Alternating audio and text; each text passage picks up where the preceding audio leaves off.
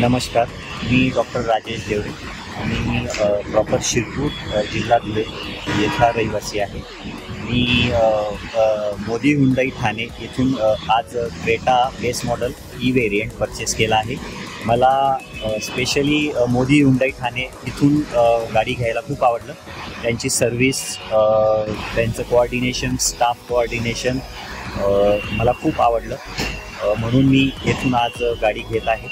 तरी मला आज मी खूप खुश आहे। माझ्या मनातली कार मी येथून घेतली पहिली, म्हणून मी खूप खुश आहे। थँक्यू।